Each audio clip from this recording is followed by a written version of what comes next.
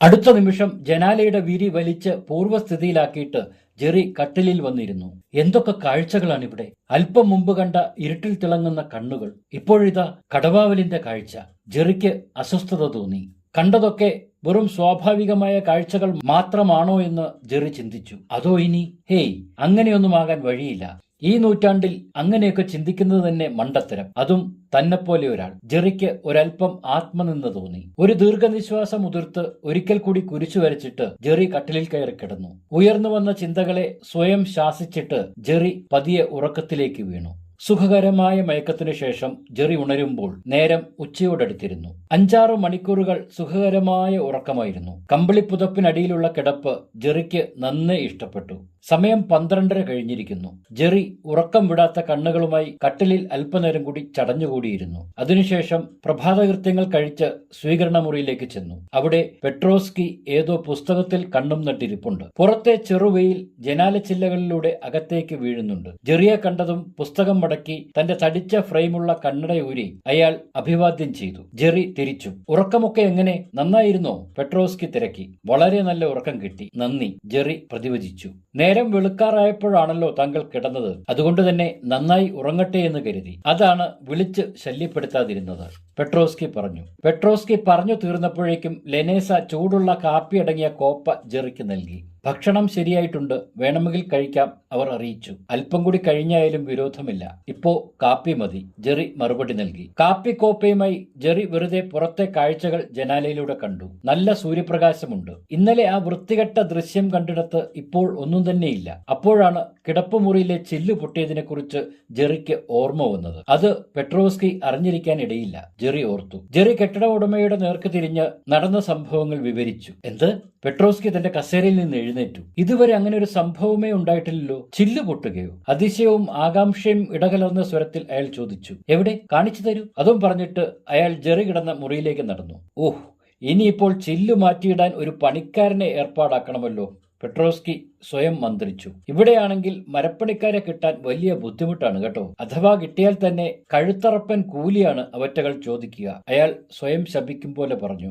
Jerry അയാളെ അനുഗമിച്ചു. മുറിയിലെത്തി ആദ്യത്തെ ജനാലയുടെ വിരി മാറ്റി നോക്കാൻ ശ്രമിക്കുമ്പോൾ ജെറി അത് രണ്ടാമത്തെ ജനാലയാണെന്ന് പറഞ്ഞു. പെട്രോസ്കി രണ്ടാമത്തെ ജനാലയുടെ വിരിയും മാറ്റി. ജെറി ഒരു നിമിഷം സ്തബ്ധനായി നിന്നു. അയാൾക്ക് തന്റെ കണ്ണുകളെ വിശ്വസിക്കാൻ കഴിഞ്ഞില്ല. ജനാലയുടെ മുകളിൽ വലതു മൂലയിലാണ് കടവാവലിന്റെ അടിയേറ്റ് തന്റെ മുന്നിൽ ജനാലച്ചില്ലുകൾ പൊട്ടി വീണത്. പക്ഷെ ഇപ്പോൾ ഒരു തരത്തിലുള്ള വിള്ളലുകളും കാണുന്നില്ല. ഒന്നും തന്നെ സംഭവിച്ചില്ല എന്ന തരത്തിൽ അത് പൂർവ്വസ്ഥിതിയിൽ തന്നെ കാണപ്പെടുന്നു. എവിടെ? ഇവിടെയെങ്ങും ചില്ല് പൊട്ടിയതായി കാണുന്നില്ലല്ലോ, പെട്രോസ്കി തിരിഞ്ഞ് ജെറിയോട് ചോദിച്ചു. ജെറി നാവിറങ്ങിപ്പോയതുപോലെ ചില്ലിലേക്ക് നോക്കി നിൽക്കുകയായിരുന്നു. അല്ല, ഞാൻ കിടക്കാൻ തുടങ്ങുമ്പോൾ അവിടെ ഒരു വലിയ കടവാവൽ. ജെറി പൂർണ്ണമാക്കും മുമ്പ് വൃദ്ധൻ ഉച്ചത്തിൽ പൊട്ടിച്ചിരിച്ചു. ശരിയാണ്, ഞാനത് മറന്നു. നമ്മൾ ഇന്നലെ കുടിച്ച വീഞ്ഞിന് പതിവിൽ കവിഞ്ഞ വീര്യമുണ്ടെന്ന് അത് വാങ്ങിക്കൊണ്ട് വന്നപ്പോഴേ ഫ്രാങ്കിസ് പറഞ്ഞിരുന്നതാണ്. പെട്രോസ്കി തന്റെ ചിരി തുടർന്നു. ക്ഷീണവും വീഞ്ഞും ഒക്കെ കൂടി ആയപ്പോൾ ഏതോ സ്വപ്നം താങ്കളും കണ്ടിരിക്കണം. കാരണം ഇന്നലെ എനിക്കും വളരെ നല്ല സ്വപ്നങ്ങളുടെ രാത്രിയായിരുന്നു. ചിരി നിർത്താതെയാണ് അയാൾ അത്രയും പറഞ്ഞത്. മുറി വിട്ട് പെട്രോസ്കി പോയപ്പോഴേക്കും ഒരു നിമിഷം ജെറി സ്വയം മറന്നവനെ പോലെ ജനാലയിലേക്ക് വീണ്ടും നോക്കി. ഇല്ല, ഒന്നും തന്നെ സംഭവിച്ചിട്ടില്ല. ഇതെന്തു മറിമായം? അപ്പോൾ ഇന്നലെ താൻ കണ്ടതൊക്കെ, കടവാവലും പുറത്തെ ഇരുട്ടിൽ കണ്ട തീക്കണ്ണുകളുമൊക്കെ വെറും പേക്കിനാവുകൾ മാത്രമായിരുന്നു. ജെറിക്ക് വിശ്വസിക്കാൻ കഴിഞ്ഞില്ല. മദ്യം തലയ്ക്ക് പിടിച്ച് താൻ കണ്ട പാഴ്സ്വപ്നങ്ങൾ മാത്രമായിരുന്നു ഇതൊക്കെ. ജെറിക്ക് ആകപ്പാടെ അങ്കലാപ്പ് തോന്നി.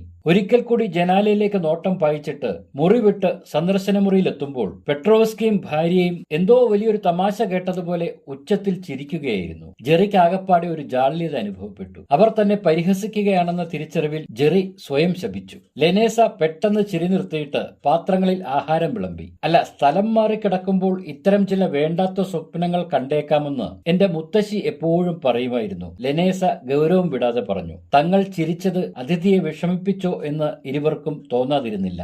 സാരമില്ല, താങ്കൾ ആഹാരം കഴിക്കൂ, ലെനേസ നിർബന്ധിച്ചു. നല്ല ഒന്നാന്തരം ആട്ടിൻ സൂപ്പും ബ്രെഡും വെണ്ണയും മേശമേൽ നിരത്തിയിരുന്നു. ആവി പറക്കുന്ന സൂപ്പിന്റെ ഗന്ധം ജെറിയെ വല്ലാതെ ഭ്രമിപ്പിച്ചു. പെട്രോസ്കിയും സൂപ്പിന്റെ ഒരു കപ്പിന് മുന്നിലിരുന്ന് അതിന്റെ മണം ആസ്വദിക്കുന്നുണ്ടായിരുന്നു. ഇവിടുത്തെ വിശേഷപ്പെട്ട മസാലക്കൂട്ടുകൾ ചേർത്ത് തയ്യാറാക്കിയ ആട്ടിൻ സൂപ്പാണിത്. ഇത് കുടിച്ചാൽ സകല ക്ഷീണവും പമ്പ കടക്കും. രുചിച്ചു നോക്കൂ, അയാൾ ജെറിയെ പ്രോത്സാഹിപ്പിച്ചു. ജെറി സൂപ്പ് ഒരൽപ്പം എടുത്ത് രുചിച്ചു നോക്കി. അതെ, പെട്രോസ്കി പറഞ്ഞതുപോലെ തന്നെ രുചികരമായ സൂപ്പ്. നാട്ടിൽ ലഭിക്കുന്ന സൂപ്പുകളെ അപേക്ഷിച്ച് ഒന്നാം തരമാണിത്. കൊതിയോടെ ആ ചൂട് സൂപ്പ് ജെറി കുടിച്ചു തീർത്തു. അപ്പോഴേക്കും വയർ നിറഞ്ഞിരുന്നു. പേരിന് വെണ്ണ ചേർത്ത 2 കഷ്ണം റൊട്ടി കഴിച്ച് കൈ തുടച്ച് ജെറി എഴുന്നേറ്റു. ആട്ടെ, എന്താണ് ഇന്ന് താങ്കളുടെ അടുത്ത പദ്ധതികൾ? പെട്രോവ്സ്കി ആരാഞ്ഞു. ജെറി ആലോചിച്ചു. അടുത്തുള്ള ഏതെങ്കിലും വിശേഷപ്പെട്ട പ്രദേശങ്ങൾ ഇന്ന് തന്നെ കാണാൻ സാധിക്കുമെങ്കിൽ നന്നായിരുന്നുവെന്ന് അയാൾക്ക് തോന്നി. ജെറി തന്റെ ഉള്ളിലുള്ളത് പെട്രോവ്സ്കിയോട് സൂചിപ്പിച്ചു. നല്ലത്. എന്തായാലും ഊണുകാലമാകുമ്പോൾ ഫ്രാങ്കിസ് ഈ വഴി വരും. അപ്പോൾ അയാൾക്കൊപ്പം താങ്കൾക്ക് പുറത്തെ കാഴ്ചകൾ കാണാൻ അവസരമുണ്ടാകും. ക്ലോക്കിലേക്ക് നോക്കിയിട്ട് പെട്രോവ്സ്കി പറഞ്ഞു. ഫ്രാങ്കിസ് അരമണിക്കൂറിനുള്ളിൽ വരും. താങ്കൾ വസ്ത്രം മാറി തയ്യാറായിക്കോളൂ. ജെറി അപ്പോൾ തന്നെ തന്റെ മുറിയിലേക്ക് മടങ്ങി. 5 മിനിറ്റുകൾ കൊണ്ട് ജെറി വേഷം മാറ്റി ചെറിയൊരു തോൾസഞ്ചിയും എടുത്ത് സന്ദർശക മുറിയിലേക്ക് തിരികെ വന്നു. അപ്പോഴേക്കും ലെനേസ ഒരു ചെറിയ പൊതി തയ്യാറാക്കി മേശമേൽ വെച്ചിരുന്നു. ഇതും കൂടി കയ്യിൽ കരുതിക്കോളൂ. ഒരുപക്ഷെ ഇനി വൈകിയാവും താങ്കളുടെ മടങ്ങിവരവ്. ഇനി അങ്ങോട്ടുള്ള യാത്രയിൽ ഭക്ഷണത്തിനുള്ള അധികം സ്ഥലങ്ങൾ കണ്ടേക്കില്ല, പെട്രോവ്സ്കി സൂചിപ്പിച്ചു. ഉൾനാടൻ ഗ്രാമപ്രദേശങ്ങളിലൂടെയാവും അധികവും താങ്കളുടെ യാത്ര. ഇന്ന് അധിക ദൂരം പോകേണ്ട. ഇരുട്ടാകും മുമ്പ് മടങ്ങി വരണം. ഞാനത് ഫ്രാങ്കിസിനെ പറഞ്ഞ് ഏർപ്പാട് ചെയ്യാം. അല്പം ദൂരത്തേക്കൊക്കെ പോകണമെങ്കിൽ നാളെ അതിരാവിലെ തന്നെ എത്താൻ ഞാൻ ഫ്രാങ്കിസിനോട് പറയുകയും ചെയ്യാം. ഫ്രാങ്കിസിന് ഇവിടുത്തെ ഏതാണ്ട് എല്ലാ സ്ഥലങ്ങളും ചിരപരിചിതമാണ്. ടൂറിസ്റ്റുകളുമായി സ്ഥിരമായി പോകുന്ന ഒരുപാട് സ്ഥലങ്ങൾ അയാൾക്ക് അറിയുകയും ചെയ്യാം, പെട്രോവ്സ്കി പറഞ്ഞു. അപ്പോഴേക്കും ലെനേസ പഴച്ചാറ് നിറച്ച ഒരു കുപ്പി കൂടി കൊണ്ടുവന്ന് മേശപ്പുറത്ത് വെച്ചു. രാത്രി ഭക്ഷണത്തിനുള്ള ഇറച്ചി ഫ്രാങ്കിസ് ഇപ്പോൾ കൊണ്ടുവരും. താങ്കൾക്ക് പ്രത്യേകിച്ച് എന്തെങ്കിലും അത്താഴത്തിന് തയ്യാറാക്കേണ്ടതുണ്ടോ? പെട്രോവ്സ്കി ചോദിച്ചു. ഒന്നും വേണ്ട. നിങ്ങൾ ഇവിടെ ഉണ്ടാക്കുന്ന ഭക്ഷണം തന്നെ വളരെ രുചിയേറിയതാണ്. മറ്റൊന്നും വേണ്ട, ജെറി പറഞ്ഞു. അത് പറഞ്ഞപ്പോൾ ഇരുവരുടെയും മുഖത്ത് വിരിഞ്ഞ സന്തോഷവും അഭിമാനവും ജെറി കണ്ടു. ഈ യാത്രയിൽ ഞാനൊരു പ്രത്യേക സ്ഥലത്ത് പോകണമെന്ന് കരുതിയിട്ടുണ്ട്, പെട്ടെന്ന് എന്തോ ഓർമ്മിച്ചതുപോലെ ജെറി പറഞ്ഞു. എവിടെയാണത്? പെട്രോവ്സ്കി ചോദിച്ചു. സ്ഥലം എനിക്കറിയില്ല. ഒരുപക്ഷെ പേര് പറഞ്ഞാൽ നിങ്ങൾക്കറിയുമായിരിക്കും. അത്രയും പറഞ്ഞിട്ട് തന്റെ സഞ്ചിയിൽ നിന്ന് മാർഗരറ്റ് നൽകിയ ചുവന്ന വെൽവെറ്റ് പുറംചട്ടയുള്ള ആ തടിച്ച പുസ്തകം ജെറി പുറത്തെടുത്തു. പെട്രോവ്സ്കി ആകാംക്ഷയോടെ ആ പുസ്തകത്തിലേക്ക് ഒരു നോട്ടം വായിച്ചു. ജെറി സാവധാനം ആ പുസ്തകം തുറന്ന് ചില താളുകൾ മറിച്ചു. ഏതാനും താളുകൾ മറിച്ചിട്ട് പെട്ടെന്ന് നിർത്തി ആ പുസ്തകം ജെറി പെട്രോവ്സ്കിക്ക് കൈമാറി. അയാൾ തന്റെ തടിച്ച ഫ്രെയിമുള്ള കണ്ണട യഥാസ്ഥാനത്ത് ഉറപ്പിച്ചിട്ട് പുസ്തകത്താളിലേക്ക് സൂക്ഷിച്ചു നോക്കി. ഒരു നിമിഷം അയാളുടെ കണ്ണുകൾ കുറുകി. അയാളുടെ മുഖഭാവം പൊടുന്നനെ മാറി. അവിശ്വസനീയമായ എന്തോ ഭീതിപ്പെടുത്തുന്ന കാഴ്ച കണ്ടതുപോലെ ആ തടിച്ച പുസ്തകം വൃദ്ധന്റെ കയ്യിലിരുന്ന് വിറച്ചു. ജെറിക്കൊന്നും മനസ്സിലായില്ല. Oh Jesus! അയാളുടെ തൊണ്ടയിൽ നിന്ന് അവ്യക്തമായ സ്വരം പുറത്തു വന്നു. അതേസമയം തന്നെ അടുത്തെവിടെയോ ഒരു പള്ളിമണി ഉച്ചത്തിൽ മുഴങ്ങിക്കോ.